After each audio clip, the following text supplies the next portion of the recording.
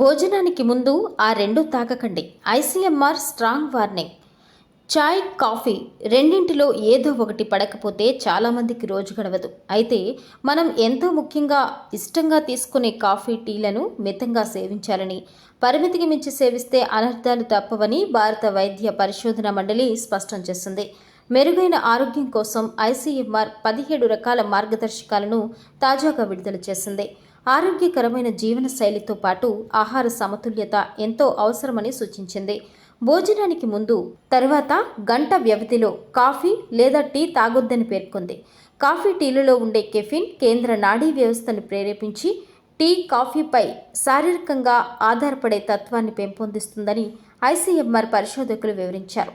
మనం సేవించే ప్రతి కప్పు బ్రూ కాఫీలో 80 నుంచి 120, ఇన్స్టెంట్ కాఫీలో 50 నుంచి 65, టీలో 30 నుంచి 65 మిల్లీగ్రాముల కెఫిన్ ఉంటుందని పేర్కొంటూ రోజుకు 300 మిల్లీగ్రాముల కెఫిన్ను మాత్రమే తీసుకోవాలని ఈ నివేదిక సూచించింది.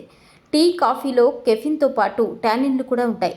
సరిగ్గా భోజనం చేసే ముందు టీ, కాఫీలు తాగితే ఇందులో ఉండే టానిన్లు ఇవి మన దేహంలో ఇనుము శోషణ శక్తిని తగ్గిస్తాయి.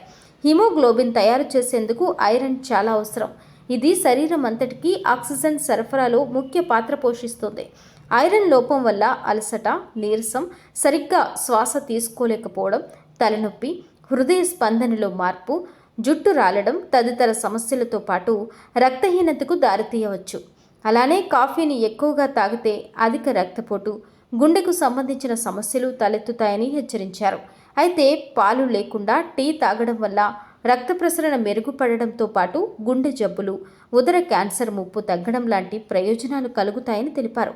కాబట్టి పూర్తిగా కాఫీ, టీ మానలేకపోయినా వాటి వల్ల మన శరీరానికి జరిగే చెడు ప్రభావాన్ని దృష్టిలో పెట్టుకుని వీటిని మితంగా తీసుకోవాలని ఐసీఎంఆర్ సూచించింది.